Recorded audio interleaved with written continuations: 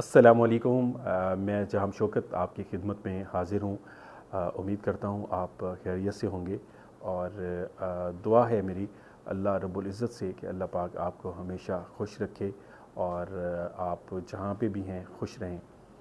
आपकी मोहब्बतों का बहुत बहुत शुक्रिया। काफ़ी सारे दोस्तों ने कहा कि आप जो भी प्रोग्राम्स रिकॉर्ड करते हैं और फिर उसके बाद अपलोड होते हैं तो उसके हवाले से थोड़ा बात ज़रूर किया करें। मैंने इस सिलसिले का पहला एपिसोड किया और उसमें उसका नाम हमने रखा ऑफ कैमरा स्टोरीज़। लेकिन क्योंकि एक हमारे दोस्त हैं और वो भी अपने चैनल पे इस नाम से ऑफ कैमरा स्टोरीज़ के नाम से करते रहते हैं, तो ये मुझे अच्छा नहीं लग रहा था। फिर एक हमारे सब्सक्राइबर भी हैं, हमारे दोस्त भी हैं इंडिया से, अभिषेक भाई, और उन्होंने हमें कहा, एक नया नाम बताया जो कि हमें बड़ा अच्छा लगा। उन्होंने कहा कि आपको ये नाम रखना चाहिए। उन्होंने कहा जी इसका नाम रखें बिहाइंड द कैमरा डायरीज़, और मुझे बड़ा अच्छा लगा। फिर हमने ज़ाहिर बात है कोई भी हम तब्दीली लेके आते हैं तो फिर हमारी एक टीम बैठती है, उनके साथ मशवरा होता है, तो उन्होंने सब ने कहा कि ये बेहतरीन नाम है।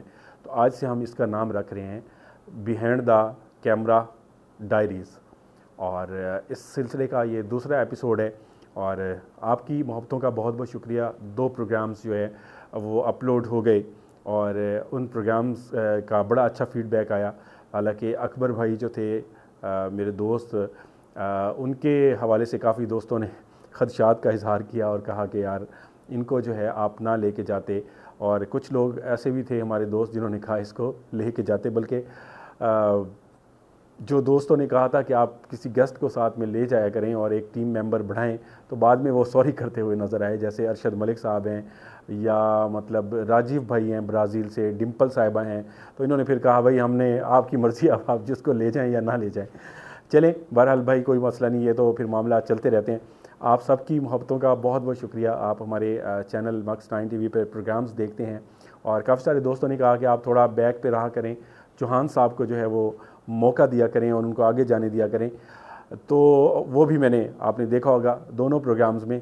एक तो ये था कि मैं थोड़ा सा डरा हुआ था कि एक ऐसा प्रोग्राम जिसमें मतलब हमने काफ़ी तकलीफ़ें झेली वहाँ पे, और काफ़ी वहाँ पे मसले मसाइल थे, और वहाँ से हम निकल के आए। और थोड़ा सा इंसानी जो एक होता है कि इंसान का जो दिमाग होता है वो थोड़ा सा डर भी जाता है, थोड़ा खौफ आ जाता है, तो मुझे थोड़ा खौफ भी था, और फिर इसलिए मैंने कहा चौहान साहब आप लीड करें, आएँ।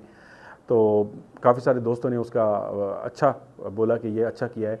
और ख़ास तौर पे मैं ज़िक्र करना चाहूँगा संदीप सिंह साहब, जो कि ऑस्ट्रेलिया में होते हैं, और उन्होंने काफ़ी लंबा चौड़ा मैसेज किया और बहुत ज़बरदस्त मैसेज किया, और उन्होंने इस बात को लाइक किया कि आप चौहान साहब को आगे जाने देते हैं, और चौहान साहब लीड कर रहे थे, तो हमें बहुत अच्छा लगा, और बहुत सारी नेक ख्वाहिशात का भी इज़हार किया।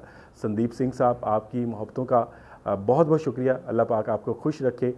और मैं कुछ दोस्तों के नाम शामिल करना चाहूँगा, और ख़ास तौर पे मैं ज़िक्र भी करूँगा लास्ट जो बिहाइंड द कैमरा डायरीज़ का पहला जो एपिसोड था, उसके अंदर मैंने जो भी हमारे इंडियन भाई हैं उनका मैंने शुक्रिया भी अदा किया, और मैंने ये बताया कि इंडिया के जो लोग हैं वो पूरी दुनिया के ज़बरदस्त लोग हैं। तो मैं आज भी इस बात पे कायम हूँ। हालांकि काफ़ी सारे लोगों ने इसी बात को लेकर आपस में हमें लड़वाने की कोशिश की और मेरे ख़िलाफ़ बातें भी की। मुझे इनसे कोई डर खौफ नहीं है, जो एक हकीकत बात है वो हकीकत है। कुछ पाकिस्तानी भाई भी नाराज़ हुए कि हम पाकिस्तानियों ने आपका क्या बिगाड़ा है।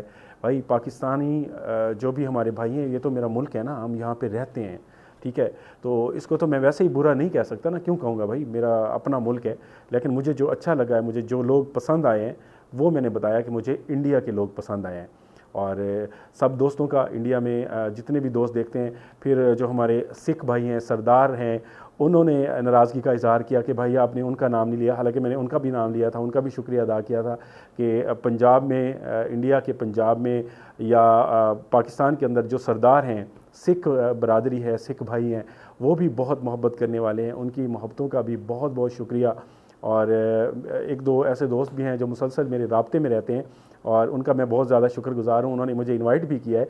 उन्होंने कहा कि आप बस वाघा बॉर्डर पे आ जाएं, आगे हम आपको ले जाएंगे और आपको आगे कोई टेंशन नहीं होने देंगे। मैंने उनको कहा है जी आप थोड़ा सा हालात बेहतर हो जाएं, और इंशाअल्लाह मैंने रशिया भी जाना है, और इसके अलावा 2-3 और भी ममालिक हैं, दोस्त बुला रहे हैं, कहते हैं यहाँ आके प्रोग्राम करें, तो सबसे पहले मैं इंडिया में आऊँगा, क्योंकि इंडिया मुझे बहुत पसंद है और वहाँ के लोगों का प्यार और उनकी जो मोहब्बत है वो बहुत ही निराली मोहब्बत है। मैं बड़ा इम्प्रेस हुआ हूँ उनसे। और सब इस वक्त जो मुझे देख रहे हैं दोस्त इंडिया में बैठे हुए या पाकिस्तान में हैं या बांग्लादेश में हैं, और ख़ास तौर पे बांग्लादेश के भी दोस्तों ने नाराज़गी का इजहार किया। एक हमारे आज़ाद कश्मीर के भाई हैं, उन्होंने भी नाराज़गी का इजहार किया। बांग्लादेश के भाइयों का भी बहुत बहुत शुक्रिया। इसके अलावा नेपाल के जो हमारे दोस्त हैं उन्होंने भी नाराज़गी का इजहार किया। भाई नेपाल के मेरे दोस्तों, आपका भी बहुत शुक्रिया।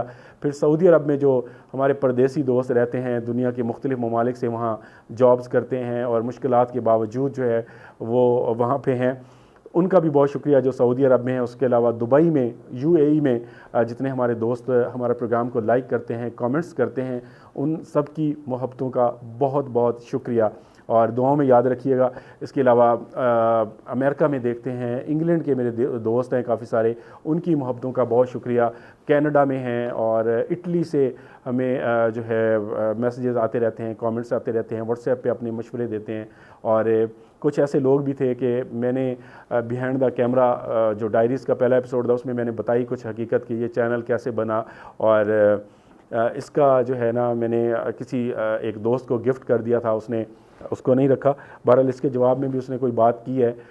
वो जितनी भी बातें थी घूम घुमा के जहाँ पे उनको अपना फ़ायदा नज़र आया वही वो एक ट्रैक पे चलते गए, और जो कि उनकी एक आदत है कि उनको अपना मतलब सीना चौड़ा किया सबके सामने और मतलब बड़ा खूबसूरत बन के बैठ गए और पूरी दुनिया को गंदा बोला और कहा जी सबसे खूबसूरत और सबसे दुनिया की जो अच्छी शख्सियत है वो मैं ही हूँ।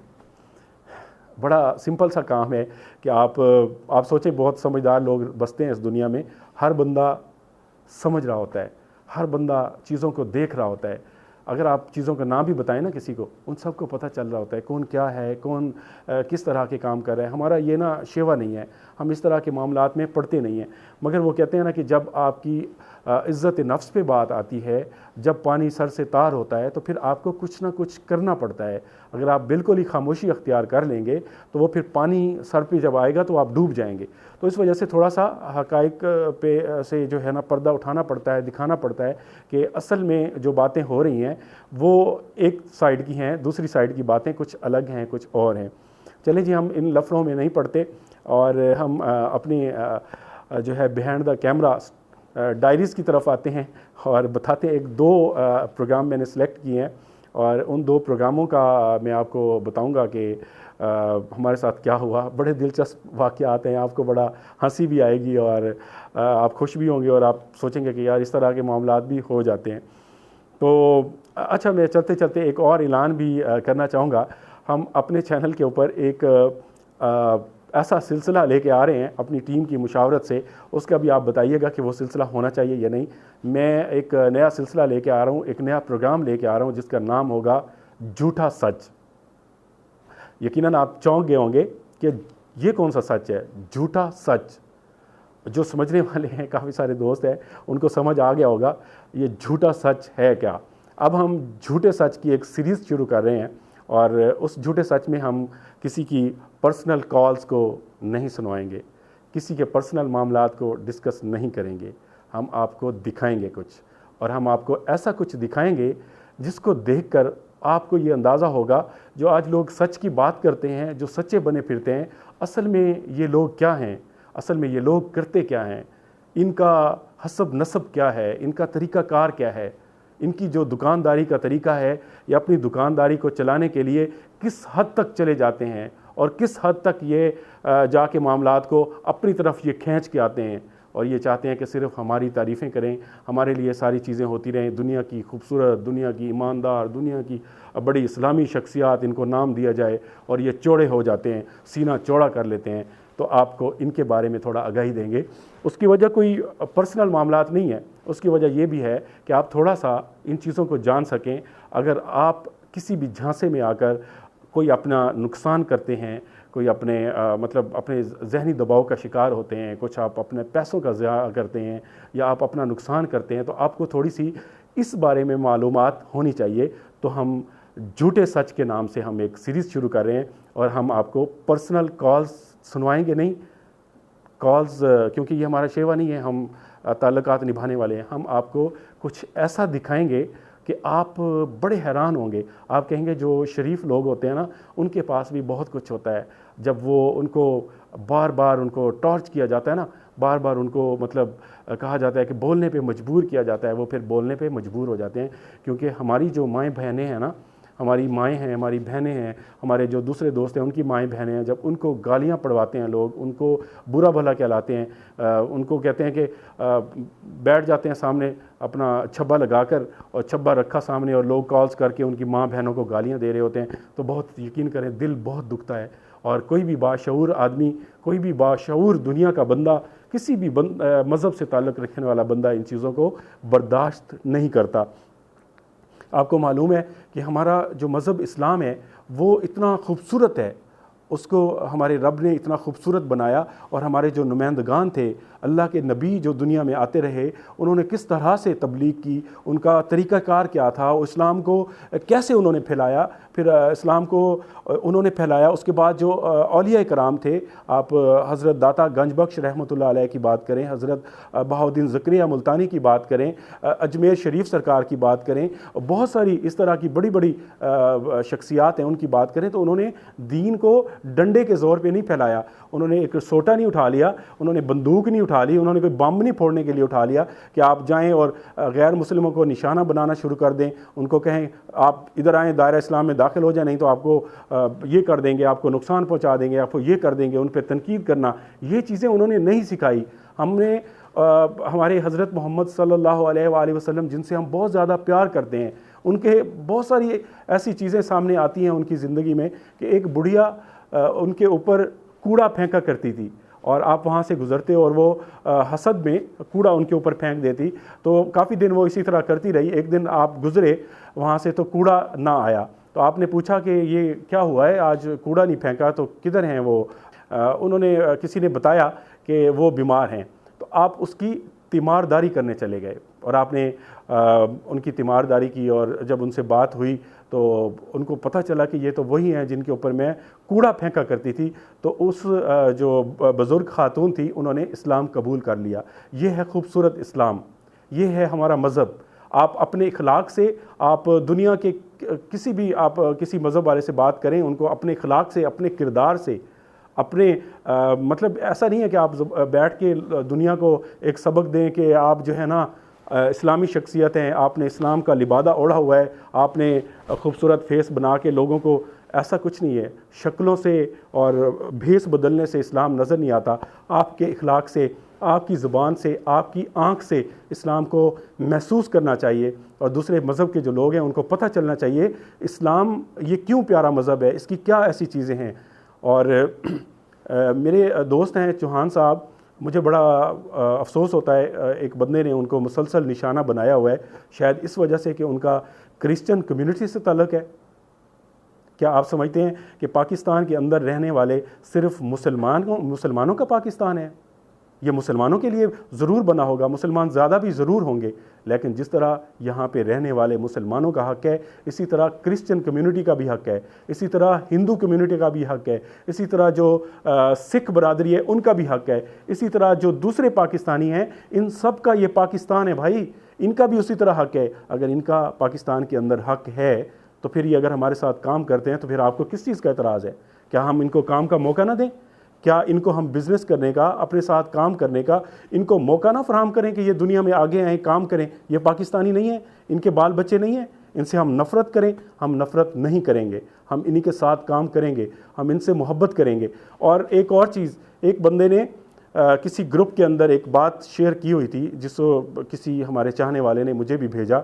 उसने कहा था ये चौहान साहब तो क्रिश्चियन है, ये प्रोग्राम के दौरान जाते हैं और वहाँ जाके बिस्मिल्लाह पढ़ते हैं और कुरान पाक की आयत पढ़ रहे होते हैं। अब आप इस शख्स की अक्ल को दाद दीजिए या उसकी अक्ल पर मातम किया जाए कि अक्ल के अंधे मेरे भाई, एक क्रिश्चियन आदमी आपके कुरान पाक को पढ़ रहा है, वो बिस्मिल्लाह को पढ़ रहा है, वो मुझे ये नहीं कह रहा कि आप मेरी तरफ आओ, हमारी किताब की तरफ आओ, मुझे नहीं सिखा रहा।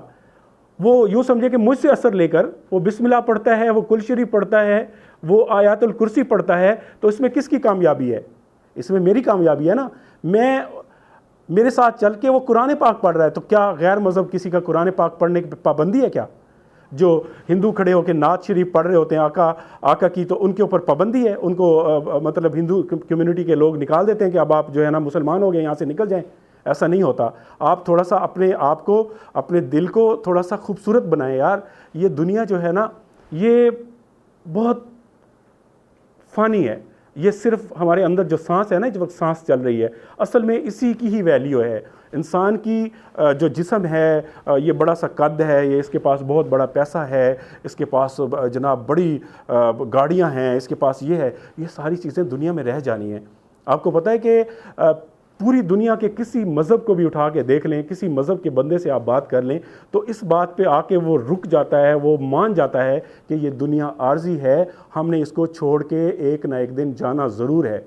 हाँ, मरने के बाद उनकी रसूमात अलग हो सकती हैं, मरने के बाद उनके मामलात अलग हो सकते हैं, मगर इस बात पे हर कोई मुत्तफिक है कि इस दुनिया को हमने छोड़ के जाना है और हमने ये छोड़ना है, सब कुछ दुनिया में यही रह जाना है। तो जब हमें पता है कि हम 50 साल, 60 साल, 70 साल, अब तो बल्कि एज का पता ही नहीं चलता, इतनी टेंशनें आ गई हैं, ना नौजवान का पता चलता है, ना बच्चे का, ना बुज़ुर्ग का, किसी भी वक्त जो है दुनिया से चला जाता है बंदा, और किसी को भी नहीं पता कि किसने किस वक्त दुनिया से जाना है, किसी के इल्म में नहीं है।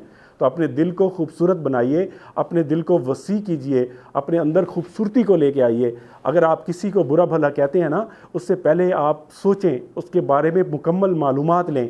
किसी एक पर्सन की बातों में आकर, किसी एक पर्सन की एक साइड की बातें सुनकर किसी को गाली मत दीजिए। अगर आप गाली देंगे, किसी की दिल आज़ारी करेंगे, और दिल आज़ारी आपको पता है इसका बहुत सख्त गुनाह है। इस दिल आज़ारी का जो है ना, माफ़ी रब की ज़ात भी नहीं देती, क्योंकि हकूकुल्लाह तो माफ़ हो जाते हैं, हकूकुल इबाद माफ़ नहीं होते जब तक आप उस शख्स से माफ़ी नहीं मांगेंगे।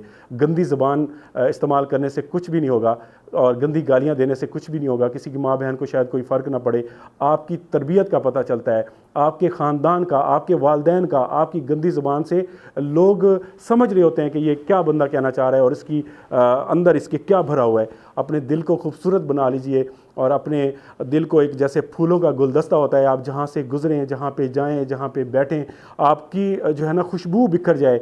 आप ऐसे, अगर आप मुसलमान हैं तो ऐसे खूबसूरत मुसलमान बन जाए कि आपके किरदार से लोग इतना खुश हो जाएं, बोलें कि यार हमने तो मुसलमान होना ही होना है, क्योंकि मुसलमान तो इतने खूबसूरत दिल रखने वाले, इतने खूबसूरत मोहब्बत वाले लोग होते हैं। जैसे मैं कहता हूं कि यार दुनिया में, इंडिया में सबसे बेहतरीन लोग रहते हैं, तो मैं डंके की चोट पे मुझे जो भी पूछेगा मैं कहूँगा इंडिया में ज़बरदस्त लोग रहते हैं।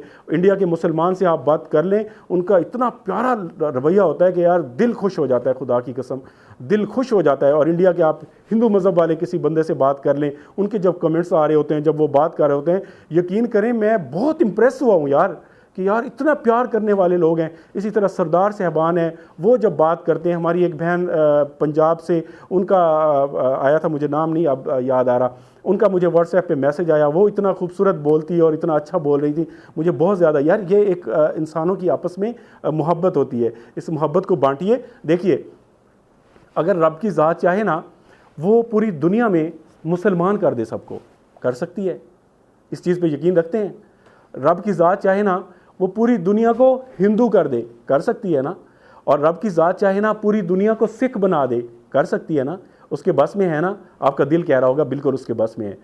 पूरी दुनिया को अल्लाह चाहे तो यहूदी बना दे, बना सकता है ना। अल्लाह ने ये क्यों बनाए हैं मज़हब, अल्लाह ने ये कौमें क्यों बनाए हैं? क्या आपको पता है रोज़गार सिर्फ मुसलमान को मिलता है? क्या हिंदू रोज़गार नहीं खाते? उनको रोज़गार कौन देता है? उसको भी रब देता है, वो भी रब से मांगते हैं। सिखों को कहाँ से रोज़गार मिलता है? सिख कहाँ से तरक्की करते हैं? उनके पास क्या बंगले, गाड़ियाँ, उनकी औलादें, ये चीज़ें नहीं होती? क्योंकि उनके पास भी हैं। कौन देता है? रब की ज़ात देती है। यहूदी जो हैं, गैर मुस्लिम जो दूसरे लोग हैं, हमारे ऊपर हुक्मरान हैं, सुपर पावर बने हुए हैं, उनको सुपर पावर किसने बनाया है? क्या वजूहात हैं? अल्लाह ने नहीं बनाया।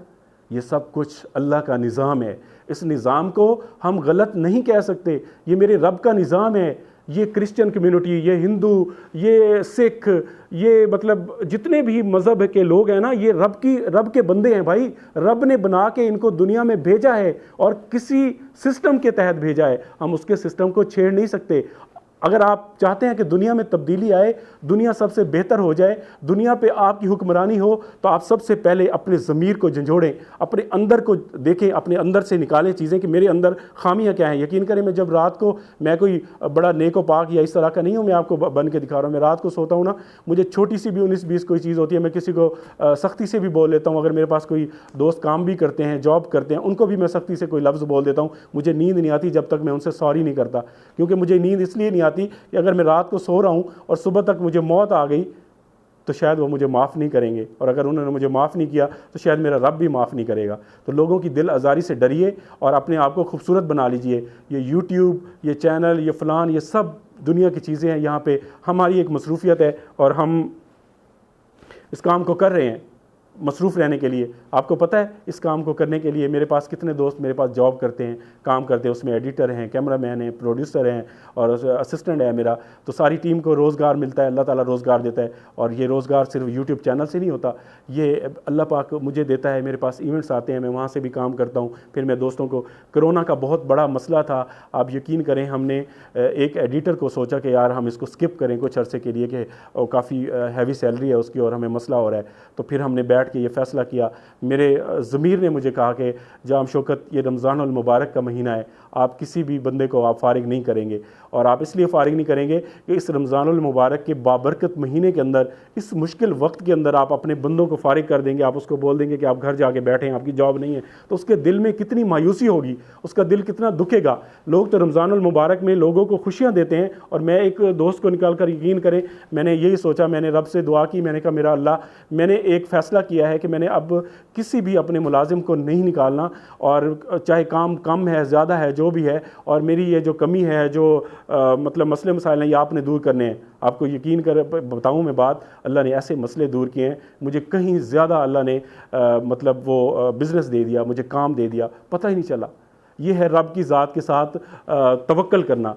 और अगर आप कहते हैं कि एक शातिर आदमी बन जाएं, दुनिया को बेवकूफ़ बनाने लग जाएं, दुनिया को झूठ बोलने लग जाएं, और आप कहीं भी बैठ के दीवार के साथ बैठें और चौड़े होकर पूरी दुनिया को कहें मैं सिर्फ सच्चा हूँ, बाकी दुनिया झूठी है, तो ये आपकी खामख्याली है, आपका वहम है। क्योंकि देखने वाले हंसते भी हैं और आपको देखते हैं, जब आप बोलते हैं, आपके अल्फाज, आपके मुंह से जब अल्फाज निकल रहे होते हैं, तो उससे सारा आपकी शख्सियत का, आपके अंदर छुपे हुए इल्म का, आपके अंदर छुपे हुए दीन का, आपके अंदर छुपे हुए नेकोकार बंदे का, वो सारा अंदर से बाहर निकल रहा होता है। क्योंकि आपकी जो ज़बान है ना, कहते हैं यही ज़बान होती है, वो आपको तख्त पे भी बिठाती है और आपको तख्ते पे भी लटकवाती है। ये बड़ों की मिसालें झूठी नहीं है।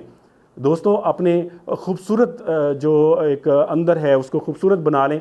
अब बहुत सारी बातें हो गई, आप यकीनन समझ गए होंगे, मैं बार बार ऐसे लोगों का नाम नहीं लेना चाहता जो कि लोगों की माँ बहनों को गालियाँ दिलवा रहे हैं, और कुछ उनके साथ लोग मिले हुए हैं। मैं उन लोगों को बुरा नहीं कहूँगा, वो बेचारे वो चाहते हैं कि शायद हम कोई सच देख रहे हैं, वो समझते हैं कि शायद हम सच का साथ दे रहे हैं, उनका ज़मीर मुतमिन होगा। बिल्कुल वो सच को पसंद करने वाले होंगे, उस पर कोई शक नहीं है, लेकिन उनको ये पता नहीं है कि उनको जो सच दिखाने वाले लोग हैं वो इंतहाई झूठे और मकार हैं। और वो मकारी किस तरह से करते हैं कि वो मतलब उनके साथ किसी का पर्सनल ताल्लुक हो, किसी का, वो किसी हद तक भी गिर जाते हैं, वो किसी हद तक भी चले जाते हैं, फिर वो उसको गुनाह भी नहीं समझते। वो आपको सिर्फ अपनी मतलब की बातें, मतलब उनकी मतलब की बातें आप करेंगे तो उनके दोस्त हैं, उसके अलावा वो आपके दोस्त नहीं हैं। तो आप समझ गए होंगे सारी चीज़। तो अब मैं आता हूँ अपने लास्ट 2 प्रोग्रामों की तरफ। बहुत सारे दोस्तों ने कहा कि आपने मतलब एक जगह पे कमरे के पीछे जो है वो लाइट नज़र आ रही थी, और उस लाइट में उन्होंने कहा जी पीछे कोई बंदा खड़ा किया हुआ था और आपने उधर फोकस नहीं किया। और मैं उनको बताना चाहता हूँ, जब हम एडिट कर रहे थे तो हमें वो चीज़ हमें भी नज़र आ गई थी, और बार बार मैं क्योंकि उस जगह पे रेड लाइन लगा रहा था, दायरा लगा रहा था, तो मुझे अच्छा नहीं लग रहा था कि हर चीज़ पे मैं दायरा लगा रहा हूँ, बार बार वो हो रहा था। तो एक हमारा भाई, हमारा गेस्ट गिरा हुआ है, मैं पहले उसको संभालता या मैं उधर साथ के कमरे में देखने लग जाता, ये कौन सा बंदा खड़ा है, जिन खड़ा है, भूत खड़ा है, क्या है, मैं उसको देखता या मैं अपने पहले उस बंदे को संभालते। यार मैं टीम का लीड कर रहा होता हूँ ना टीम को, मेरी जिम्मेदारी है, खुदा ना खास्ता किसी बंदे को कुछ हो जाता है तो लोग तो मुझसे आके पूछेंगे ना, उसका जवाब दे मैं हूँगा ना। तो मैं इसलिए भाई मुझे बंदे की फ़िक्र थी, वो इमारत तो वहीं पे खड़ी हुई है अभी भी, उस पर हम बाद में भी जाके इन्वेस्टिगेशन कर सकते हैं। खुदा न खासा बंदे को हम ना संभालते, उसको ना लेके आते, उसको कुछ हो जाता तो उसका ज़िम्मेदार कौन होता। तो मैं सबसे पहले मैंने अपने दोस्त को, अपने जो मेरा गेस्ट था, मैंने उसको संभाला, हमने प्रोग्राम को छोड़ दिया और हमने कहा यार कोई देखेगा नहीं देखेगा, हम अपने भाई की फ़िक्र करते हैं, हम उसको लेके चले गए। उसके बाद दूसरा प्रोग्राम हुआ, उसमें कोई बहुत ज़्यादा एक्टिविटीज़ नहीं हुई, लेकिन मैं एक कमरे में गया, वहाँ पे मुझे एक सेज नज़र आई और एक दोस्त ने मुझे बताया, मुझे उनका बड़ा खूबसूरत नाम था, मैं भूल गया हूँ, बहरहाल वो भाई सुन रहे होंगे, उन्होंने मुझे स्क्रीनशॉट उसका बना के भेजा कि जब आप एक विंडो के अंदर गिरे हैं, अंदर से किसी चीज़ ने आपको खींचा है, तो उस वक्त 2 ईंटें नीचे से ऊपर आई हैं। और उसने जब मुझे भेजा स्क्रीनशॉट तो वाकई मुझे लगा कि यार ईंटें ऊपर आई थी, मगर हम उस चीज़ पे फोकस नहीं कर सके, ये हमारी मिस्टेक है। क्योंकि अपलोड करना था प्रोग्राम और मैं रोज़े की हालत में बैठा था, एडिटर को भी रोज़ा था, तो हमारा जो मतलब कहते हैं कि थके हुए थे और थोड़ा सा दिलचस्पी कम थी काम में, तो इस वजह से वो कुछ चीज़ें रह गई और उस पर हम फोकस नहीं कर सके। और इसी तरह आपको मैंने जैसे स्टार्ट किया था बिहाइंड द कैमरा डायरीज़ का एपिसोड 2, तो उसमें मैंने बताया था मैं 2 एपिसोड का आज जिक्र करूँगा जिनको सुन के आप बड़ा हंसेंगे। एक रिकॉर्डिंग पे हम गए हुए थे और रिकॉर्डिंग जब कर रहे थे, वहाँ पे एक बंदा जो हमें लोकेशन दिखाने आया हुआ था वहाँ पे आया, तो मेरे पास ना मैंने नया कैमरा परचेज़ किया था, ये नाइट विज़न, तो मैंने उसके फेस पे लगाया और मैंने उससे पूछना शुरू कर दिया। मैंने कहा हेलो भैया आप कौन हो, जिसमें मैंने आपको देखा होगा पुरस्कार शख्स लिखा हुआ था, ये पुरस्कार शख्स कहाँ से आया था, कौन था। तो मैंने उससे बात की, मैंने 2 मिनट बात की, तो मैंने एक शुगल के तौर पे वीडियो वो अपलोड कर दी। मैंने कहा देखते हैं इसका क्या होता है। तो काफ़ी सारे लोगों ने ना दिलचस्पी ली कि यार इसकी आंखें जिन की तरह लग रही हैं, यार ये भूत लग रहा है, यार ये कोई ऐसी मखलूक लग रही है, और इस तरह की चीज़ें की। फिर मैंने एक उसी इलाके में एक और शूट पे गया, फिर वो मुझे बंदा मिल गया, मैंने एक उसका इंटरव्यू किया। मैंने कहा यार इसका इंटरव्यू करते हैं और लोगों को ज़रा दिखाते हैं कि वो पुरस्कार शख्स वो कौन था। तो आज मैं आपको बता रहा हूँ, वो एक वहाँ का लोकेशन उन्होंने दिखाई थी, आबिद भाई हैं उनका नाम है, तो उनको हम लेके आए थे और वो थोड़ा सा मैं देखना चाह रहा था कि इस पे लोगों का जो है वो क्या रिएक्शन आता है। तो मैंने आपको बता दिया भाई कि वो आबिद भाई थे, और आबिद भाई मतलब हमारे लिए वहाँ पे लोकेशन पे आए, हमें पानी शानी पिलाया, और फिर मैंने उनका थोड़ा सा इंटरव्यू जो है वो ड्रामाटाइज़ करके वो भी मैंने किया, और मैंने दिखा दिया कि पुरस्कार शख्स कैसे चिल्ला करता है। इस तरह लोग करते होते हैं, मगर हमने वो जो शख्स था वो वहाँ का लोकेशन वाला ही था, वो कोई इस तरह का पुरस्कार शख्स नहीं था, जिन भूत नहीं था, या कोई चिल्ला करने वाला आमिल शामिल नहीं था। वो मैंने वीडियो डाल के देखना था इस पर लोगों का क्या रिएक्शन आता है। तो आपका बहुत शुक्रिया, आप प्रोग्राम देखते हैं। एक तो एक प्रोग्राम की ये बात होगी, और दूसरा एक मज़े की बात आपको बताता हूँ कि हम बहावलपुर में गए, वहाँ पे चट्टा साहब एक हमारे सब्सक्राइबर भी हैं, उन्होंने हमें बुलाया,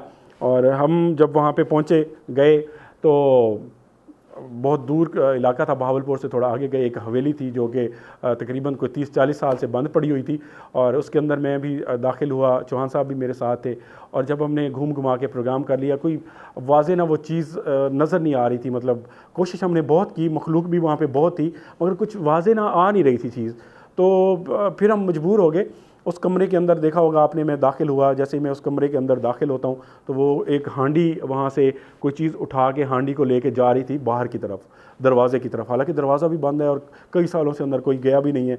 तो मैंने जज किया कि ये हांडी जो है ना, ये अभी उठाई गई है, और क्योंकि हांडी उठाने का वो महसूस इस तरह हो रहा था कि उस कमरे की छत टूटी हुई थी, वहाँ से जब छत की मट्टी गिरी अंदर, उससे दरवाज़ों के आगे जब आई तो वो जम गई, दरवाजे भी बंद हो गए, और उसी तरह वो ज़मीन के ऊपर भी जमी हुई थी, और हांडी वो कमरे के अंदर पड़ी थी, और जैसे साइड पे पानी और मिट्टी मिक्स होकर उसके नीचे आए, फिर वो जमे, तो वो फिर मिट्टी के अंदर थोड़ी सी धंस गई। तो मुझे महसूस हुआ इस मिट्टी से इसको उखाड़ कर कोई चीज़ लेके भाग रही थी, और मेरे लिए ये अजीब सा सीन था। मुझे डर भी बहुत लगा, क्योंकि चौहान साहब भी कह रहे थे आप अंदर ना जाएँ, मैं भी गया, और मुझे ये भी ख़तरा था कि यार मैं कमरे में दाखिल हो रहा हूँ, जैसे क्योंकि वो बिल्कुल ही एक नुक्कड़ टूटी हुई थी बारिश के पानी की वजह से, उसी में से दाखिल हो सकते थे। उसके अलावा दरवाजे तोड़ने के अलावा हमारे पास हल नहीं था, दरवाजे तोड़ के हम नुकसान किसी का नहीं करना चाहते थे। तो जैसे ही मैंने अंदर गर्दन दाखिल की, क्योंकि पहले गर्दन ही जाती थी, तो मैंने दाखिल की, तो मुझे ऐसा महसूस हो रहा था कि मेरी गर्दन को पकड़ के कोई मरोड़ देगा या मेरे जिस्म से अलग कर देगा। आप यकीन करें, मुझे इस चीज़ का बहुत डर लगा, और मैं अल्लाह का कलाम भी पढ़ता गया, और अंदर से मैं बहुत डरा हुआ था। और जब मैं अंदर दाखिल हुआ, कैमरा मैन पीछे था, तो मैं अंदर दाखिल हुआ, और वहाँ से हांडी कोई चीज़ उठा के गेट की तरफ भाग रही थी, और फिर उसने हांडी वहाँ पर फेंक दी। हमने उसमें दिखाया भी सही कि देखें यहाँ से हांडी उठाई गई है, ये निशान बना हुआ है, और ये हांडी यहाँ आई पड़ी है। अल्लाह बेहतर जानता है वो कौन सी ऐसी मखलूक थी, वो क्या था, क्या सीन था जो कि मेरी आंखों के बिल्कुल सामने ऐसा सीन हुआ और मुझे हांडी जाते हुए और गिरते हुए नज़र आई। एक ये था। और उस प्रोग्राम के अब दिलचस्प बात की तरफ आते हैं। जैसे हमने प्रोग्राम कर लिया तो प्रोग्राम के जो मतलब हमें लेके गए थे लोकेशन पे, जो वहाँ के मालिक थे चट्टा साहब, वो ज़रा मतलब नौजवान बंदे और उस तरह के जैसे होते हैं ना शौकीन मिजाज, जिन्नात को देखने की ख्वाहिश रखने वाले बंदे। बहुत सारे दोस्त हैं वो कहते हैं हम जिन्नात देखना चाहते हैं, तो उनमें से वो भी एक थे। तो वो एंड में कहते हैं हम प्रोग्राम किया, वाइंड अप करके बैठ गए और वो कहते हैं भाई आप चाय शाय पी लें, लेकिन मैं आज आपसे जिन देखूंगा और फिर आपको जाने दूंगा घर। तो चौहान साहब मुझे देखते हैं, कैमरामैन मेरी तरफ देखता है, मैं उनकी तरफ देखता हूँ। मैं हैरान हो गया। मैंने कहा यार ये आए भी दूर दराज के इलाके में हुए हैं और इनकी अंदर बंदूकें शंदूकें भी पड़ी हुई हैं, खुदा न खास्ता यहाँ पे कोई मसला ही हो जाए। तो उसका जो बात करने का अंदाज़ था वो यही था, नहीं भाई आज तो आप मुझे जिन दिखाएंगे और फिर यहाँ से जाएंगे। हम बड़े परेशान। अब मैंने चौहान साहब को कहा भाई यहाँ पर जिनों से बात करो जाके, और उनसे बात करके आओ और उनसे पूछ के आओ कि यार हमसे बात कर लो, कोई आवाज़ दे दो, हमें बचा लो। और ये तो भाई बिल्कुल ही बाजिद हो गए। तो चौहान साहब एक दफ़ा गए साइड पे, उन्होंने कहा यार नहीं हो सकता। उन्होंने कहा नहीं भाई मैं तो जिन देखूंगा और फिर आप यहाँ से जाएंगे, वरना आप यहीं पे रहेंगे। जैसे उसने गुस्सा किया तो मैं तो परेशान जितना होना था हुआ। चौहान साहब बहुत ही परेशान हो गए, डर गए। मुझे कहते जाम साहब ऐ फिर अंदर बंदूक भी पईयां ने, ऐ फिर बंदूक चुक के तो नहीं आएगा, कह जी मैं तुहानू गोली मार दूँ, तुसीं मैनू जिन विखाओ। जब उसने बहुत ज़्यादा मजबूर किया तो मैंने कहा यार चौहान साहब आप उस कमरे में जाएं जो एंड वाला है, वहाँ से आप उनसे कोई बात चीत करें और उनसे पूछें। चौहान साहब जब वहाँ पे गए हैं तो बड़ा अजीब सा सीन हुआ है। चौहान साहब जाके उनसे बात करने की कोशिश करते हैं, उनको कहते हैं कि आप आए हैं सामने। अच्छा वो ना चौहान साहब के कड़े में नहीं आ रहे थे, वहाँ पे मखलूक थी ज़्यादा, ये उनको ना कड़े में लाने की कोशिश करते हैं कि कड़े में आ जाएं।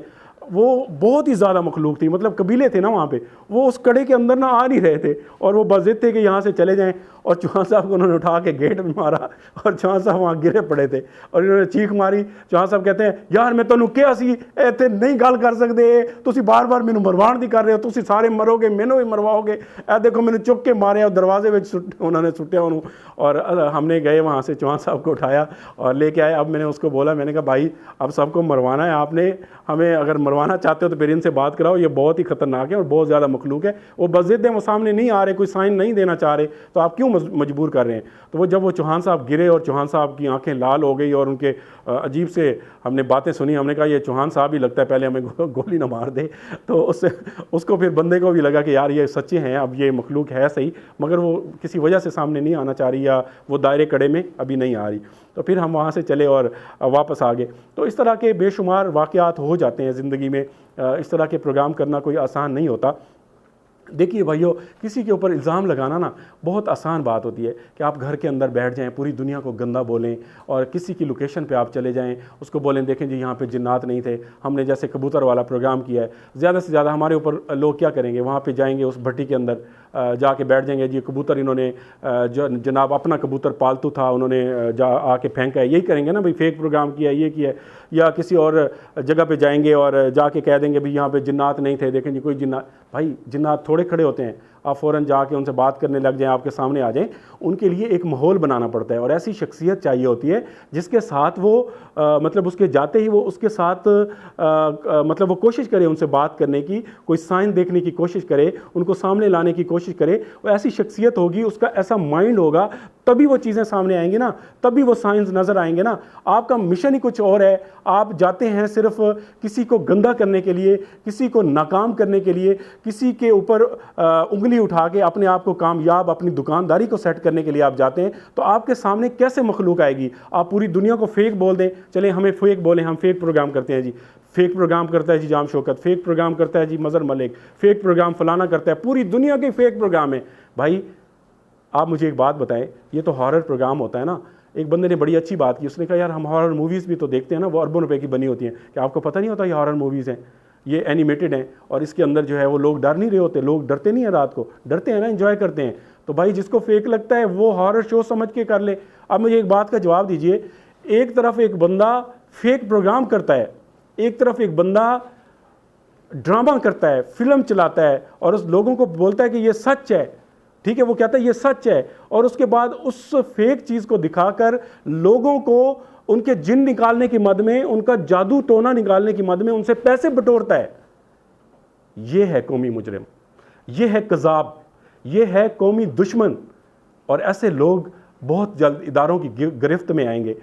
ये फेक प्रोग्राम का नाम लेकर, फेक प्रोग्राम है, प्रोग्राम तो हो गया, आप वहाँ पे जाएं, जो मर्जी आपकी ज़बान को कोई पकड़ सकता है, कैमरा मैन आपका, आपके हाथ में कैमरा, चैनल का पासवर्ड आपका, और आप जो मर्जी बोलें किसी के, क्या दुनिया मानती रहेगी? बहुत सारे लोग हैं जो बहुत समझ रखते हैं, अक्ल और शऊर रखते हैं, और वो समझ रहे होते हैं कि आप क्या बोल रहे हैं, आप क्या करना चाह रहे हैं और आप क्यों करना चाह रहे हैं। और ये सारा दुकानदारी को चमकाने का तरीका होता है। और इसी दुकानदारी को देखते हुए दिल को जब दुख होता है, तो इसी के सिलसिले की हम सीरीज़ शुरू कर रहे हैं जिसका नाम है झूठा सच। और इस झूठे सच को जब आप देखेंगे, और ख़ास तौर पे कुछ जो उनके साथ में बड़े प्यार मोहब्बत वाले 5-7 दोस्त हैं जो उनकी बहुत ज़्यादा फेवर कर रहे होते हैं, लोगों से लड़ाई झगड़ा, लोगों के अकाउंट्स में जाकर गंदी गालियाँ लिख रहे होते हैं, तो उनकी खिदमत में अर्ज़ है कि आप गालियाँ ना लिखा करें, आप सिर्फ डिसलाइक करके अपने दिल को सुकून ले लिया करें। यार अब गालियाँ लिखते हैं, वो नहीं आती, शो नहीं होती। आप इतने बड़े बड़े मैसेज फेक अकाउंट बना के, आप क्या समझते हैं इंडियन के लोगों के नाम से, हिंदुओं के लोगों के नाम से, जो है हिंदू कम्युनिटी के लोगों के नाम से, हमारे जो सरदार भाई हैं उनके नाम से आप फेक अकाउंट बनाएंगे? हमें पता नहीं चलता, हमें सारा पता होता है। आप बुरी बुरी बातें लिखते हैं, आप गलत बातें लिखते हैं, लिखते रहें, वो शो ही नहीं होगी, क्योंकि हमने फ़िल्टर पे लगाए हुए हैं कमेंट्स। आप तकलीफ़ ना किया करें, सिर्फ आप डिसलाइक मारा करें और अपने दिल को सुकून दिया करें, अपनी रूह को सुकून ले लिया करें कि यार ये देखें, प्रोग्राम को शुरू होते ही हमने डिसलाइक मार दिया, नफ़रत का इजहार कर दिया। कुछ नहीं होता आपके डिसलाइक से। आप करें, जो मोहब्बत करने वाले हैं, जो सच देखने वाले हैं, जो मोहब्बत करने वाले हैं, जो मतलब चीज़ों को समझते हैं, लोगों को समझते हैं, उनको पता होता है, वो इतने खूबसूरत कमेंट्स भी करते हैं, वो हमारा साथ भी देते हैं, और वो दुआओं में भी याद रखते हैं, वो हमें व्हाट्सएप पे भी याद रखते हैं। आप यकीन करें, मैं हैरान होता हूँ, एक एक टाइम में 200 व्हाट्सएप का मैसेज आ जाता है, और मेरी कोशिश होती है मैं हर भाई बहन को जवाब देता रहूँ। और कुछ से मैं माजरत भी चाहूँगा कि जैसे लाइन लगती है तो वो नीचे कुछ चले जाते हैं मैसेज, कुछ देर अगर मैं कुछ घंटे नहीं देखता तो फिर मैं कभी कभी मिस भी हो जाते हैं। और आप ये ना समझा करें कि मैं शायद आपके मैसेज नहीं देखता व्हाट्सएप पे, या मैं पढ़ता नहीं है, मैं सारी चीज़ें पढ़ रहा होता हूँ, मेरे पास आ रही होती हैं। कभी कभी मुझसे कुताही हो जाती है, और कुछ दोस्त ऐसे भी हैं, मैं उनसे 2-3 मैसेज का जवाब दूंगा, फिर वो गपशप ही शुरू कर देते हैं। हाँ भाई सुनाएं आजकल क्या हो रहा है, नया प्रोग्राम कब होगा, उस प्रोग्राम का क्या हुआ भाई, इतना आप बताएं टाइम कहाँ होता है। फिर मैं इतनी गपशप करता रहूँ, कोशिश करता हूँ जहाँ तक मुमकिन होता है जवाब देता रहता हूँ। फिर जब मेरी बस हो जाती है और मैसेजेस आ जाते हैं, फिर वो रह जाता है, जवाब नहीं दे सकता। तो इस चीज़ को थोड़ा सा ज़हन में रखा करें। और आपकी मोहब्बतों का बहुत बहुत शुक्रिया। आपने बताना है, ये जो मैं सीरीज़ शुरू करने वाला हूँ, झूठा सच या झूठे का सच सीरीज़, आपको दिखाऊंगा, आपको एक ऐसी ऐसी चीज़ें दिखाऊंगा, आप बहुत हैरान होंगे। आप सोचेंगे यार ये लोग हाथी के दांतों वाला काम है, ये देखने के और हैं, खाने के और हैं, और दिखाने के और हैं। आप बड़े हैरान होंगे। आपने कमेंट्स करके, व्हाट्सएप करके बताना है कि ये सिलसिला शुरू किया जाना चाहिए, और ये इसके जो एपिसोड्स हैं वो कितने अरसे के बाद आने चाहिए, इसके बारे में आपने फ़ीडबैक देना है। और आप हमारे प्रोग्राम को लाइक करते रहिए। और ख़ास तौर पे मैं अपने इंडिया के दोस्तों से और जो भी मोहब्बत करने वाले हैं वहाँ पे, उनसे मैं एक रिक्वेस्ट करूँगा, विनती करूँगा कि हमारे प्रोग्राम्स के लिंक जो हैं, मैं उसका जो भी हमारा थंबनेल होता है उसके अंदर मैं हिंदी में भी लिख देता हूँ, क्योंकि इंडिया में अच्छी खासी व्यूवरशिप है। तो उनसे मेरी गुजारिश है कि वो अपने मुल्क में इन मेरी वीडियोज़ को अपने व्हाट्सएप के ग्रुप्स में, अपने फेसबुक पेजेस पर शेयर किया करें, हमें सपोर्ट किया करें। और हम कोशिश करेंगे आपके लिए अच्छे अच्छे प्रोग्राम लेके आएँ, और ना कि सिर्फ अच्छे प्रोग्राम लेके आएँ, हम कुछ अच्छा बोलने की कोशिश करें। ऐसे अल्फाज ना बोलें कि आपका दिल दुखे, आप परेशान हो जाएं। कुछ अच्छे अल्फाज भी बोलें, अच्छे प्रोग्राम भी लेके आएँ, और कुछ अच्छी एक्टिविटीज़ भी दिखाएं। बाकी जिनका काम है लोगों पे तनकीद करना, उनकी माँ बहनों को गालियाँ दिलवाना, वो अपने काम में लगे हुए हैं, और वो कहीं ना कहीं वो चीज़ें नोट हो रही हैं, उस पर काम चल रहा है, और इंशाल्लाह उसके नताइज भी आपके सामने लाएंगे, आपको दिखाएंगे कि ये कहते हैं ना कि कोई अच्छा करेगा, मतलब जो जिस चीज़ का बीज बोएगा वो उसी चीज़ का, वो उसी तरह वही फसल काटेगा। तो वो जो बीज बो रहे हैं उसकी जब फसल कटेगी वो भी पूरी दुनिया देखेगी, और फसल जैसे कटेगी तो फसल कटने का भी एक अलग मज़ा होगा, और वो दुनिया सारी देखेगी। तो अभी ये बीज बोया जा रहा है, और ये थोड़ा सा इस पे काम जारी है, तो आप देखेंगे बहुत अच्छे नताइज आएंगे। दुआओं में याद रखिएगा। इंशाल्लाह आपको नया एपिसोड लेके आएंगे, अपलोड करेंगे, और उम्मीद करते हैं आपको अच्छा लगेगा। सबके लिए प्यार है, सबके लिए दुआएं हैं। और जाते जाते यही कहूँगा, मैं किसी से डर के मारे, किसी के खौफ की वजह से मैं अपने क्रिश्चियन दोस्त को नहीं छोड़ने वाला। हाँ, ये ज़रूर है कि मैंने उनसे ये कहा हुआ है कि आप हमारे मजहबी मामलात के ऊपर कोई भी बात नहीं करेंगे। आप मेरे प्रोग्राम के अंदर, और आपके साथ कोई राब्ता करता है अमलियात की मद में, मुसलमान तो आप उसको कोई रिस्पांस नहीं देंगे। उसकी वजह यह है कि थोड़ा सा होता है कि यार एक दूसरे के मजहबी जो मामला है ना, उसमें घुसना नहीं चाहिए, ठीक है। हर बंदे को अपनी आज़ादी होनी चाहिए, जिस तरह एक दुनिया का असूल है और जिस तरह एक सिस्टम चलता आ रहा है। तो दुआओं में याद रखिएगा। इंशाल्लाह बहुत जल्दी मुलाकात होती है नए एपिसोड में। अपना फीडबैक ज़रूर दीजिएगा और कुछ दोस्तों के नाम मैं जल्दी जल्दी मज़ीद जो है इसमें शामिल कर दूँ, क्योंकि प्रोग्राम के अंदर तो ख़ासा मुश्किल हो जाता है लोगों के नाम शामिल करना, और अभी क्योंकि मेरी आंखों के सामने लाइट पड़ रही थी तो पढ़ना मुश्किल हो रहा है। सजाद अली साहब हैं और दिलशेर अली हैं, तारिक अनवर साहब हैं इंडिया से, पूजा सिंह साहिबा हैं, उनका बहुत बहुत शुक्रिया, और नूर फिरदौस चौधरी आपका बहुत शुक्रिया, शहीन अख्तर आपका शुक्रिया, फ़ातिमा साहिबा हैं, नादिया असगर हैं, आपका मेरी बहन बहुत शुक्रिया, और अज़हर अली साहब आपका बहुत शुक्रिया। आपने मुझे व्हाट्सएप पे मैसेज भी किया, मेरी हौसला अफजाई की, और आपने कहा मैं कराची में रहता हूँ और आपके प्रोग्राम का बहुत शिद्दत के साथ इंतज़ार करता हूँ। आपकी मोहब्बतों का बहुत बहुत शुक्रिया। और इसके अलावा जनाब आरिफैन फैसलाबाद, आरिफैन फैसल बांग्लादेश से हैं, आपका बहुत बहुत शुक्रिया। बांग्लादेश देश के जितने भी दोस्त देखते हैं उनका शुक्रिया मैं पहले भी अदा कर चुका हूँ। और सदाकत अली हैं, और यासिर रसूल साहब हैं, और जमाल फिरदौस हैं। मेरी आंखों के सामने लाइट थी तो वो फिर सही तरह पढ़े नहीं जा रहे। अब्दुल अज़ीज़ साहब हैं, प्रदीप नेपाली साहब हैं, आपका बहुत शुक्रिया। मोहम्मद अरशद कुवैत से हैं, आपका भी बहुत बहुत शुक्रिया। और आगे क्या है जी, मलिक रियासत साहब आपका बहुत बहुत शुक्रिया। और यूसुफ साहब हैं बांग्लादेश से, आपका भी बहुत बहुत शुक्रिया। ज़ीशान अली साहब हैं, आपका भी बहुत बहुत शुक्रिया। और एक भाई ने मुझे बहुत शिकायत की थी कि भाई आप पाकिस्तानियों को याद नहीं करते। भाई मैं पाकिस्तानी भाइयों को कैसे भूल सकता हूँ, आप बताएं। ये तो मेरा मुल्क है ना, मैं यहाँ पे रहता हूँ, मेरे माँ बाप का मुल्क है, मेरे बुज़ुर्गों का मुल्क है, मैं यहाँ रहता हूँ। तो मैं पाकिस्तान में अगर रहता हूँ तो क्या मैं दुनिया के दूसरे लोगों को इज़्ज़त करना छोड़ दूँ, या दुनिया में जो सच है, जो अच्छे लोग हैं उनको अच्छा कहना छोड़ दूँ? ऐसा नहीं हो सकता। मैं कहूँगा जो चीज़ ठीक है वो ठीक है, लेकिन मैं अगर पाकिस्तानी भाई जो हैं उनको कोई बात बुरी लगी उनसे माजरत भी चाहूँगा, और उनकी मोहब्बतों का भी एतराफ़ करता हूँ। बहुत प्यार करने वाले लोग हैं, बहुत मोहब्बत करते हैं हमारे साथ, बहुत खूबसूरत कमेंट्स करते हैं। उसमें डॉक्टर साहबान भी हैं, उसमें इंजीनियर्स भी हैं, उसमें वकला हजरात भी हैं, उसमें मतलब बहुत सारी हमारी बहनें नर्सेज़ हैं जो कि हॉस्पिटल्स में से ही हमें बता रही होती हैं, देखें भाई हम ना इस वक्त ड्यूटी पे भी खड़े हैं और आपका प्रोग्राम भी देख रहे हैं, और जैसे हमें टाइम मिलता है हम आपका प्रोग्राम देखते हैं, फिर हम अपना काम कर रहे होते हैं। तो इस तरह वो बेचारे 24-24 घंटे ड्यूटी दे रहे हैं, कोरोना का मुकाबला कर रहे हैं। तो इनको हम खैराज तहसीन पेश करते हैं। ये हमारे जो हमारी माएँ बहनें बेटियां हैं, इनको हम सलाम पेश करते हैं, जो डॉक्टर साहबान हैं, कि इस मुश्किल वक्त में ये जिस तरह से खिदमत कर रहे हैं, इनकी खिदमत को हमेशा इज़्ज़त की निगाह से देखा जाएगा और इनको अच्छे लफ्ज़ों में याद किया जाएगा। तो इसी तरह एक दोस्त हैं, उन्होंने पिछले प्रोग्राम में भी मुझे कहा था कि आप मेरा नाम जो है वो शामिल नहीं करते, मैं ज़रा जल्दी से उनका नाम ढूंढ लूँ। जी मैं जल्दी से नाम शामिल करूँगा। अपना मान साहब हैं जनाब, आपका बहुत शुक्रिया। और बदर राशन, यार आपके नाम बड़े मुश्किल होते हैं इंडिया वाले मेरे दोस्तों के, तो मैं मुझसे कोई ना कोई मिस्टेक हो जाती है। और एक मशफ़ीक ख़ान है, आपका भी बहुत शुक्रिया, आपके बहुत खूबसूरत कमेंट्स होते हैं। और कुलविंदर सिंह साहब हैं, ये भाई बहुत मोहब्बत का इज़हार करते हैं, इनके कमेंट्स जो है ना वो शहद से भरे होते हैं, मीठी मीठी बातें होती हैं, मीठी मीठी बातें होती हैं और बहुत खूबसूरत लगती हैं। और ये जो हमारे सरदार भाई हैं ना, इनकी बहुत ही ज़बरदस्त एक एक लाइन लिखेंगे, पॉइंट लिखेंगे, बहुत ज़बरदस्त। अच्छा तनकीद भी करेंगे, वो भी बुरी नहीं लगती, वो भी मीठे अंदाज में करते हैं। यार सलाम है आपको भाई। और इसके अलावा जनाब एक हैं पूजा सिंह का मैंने नाम शामिल कर लिया।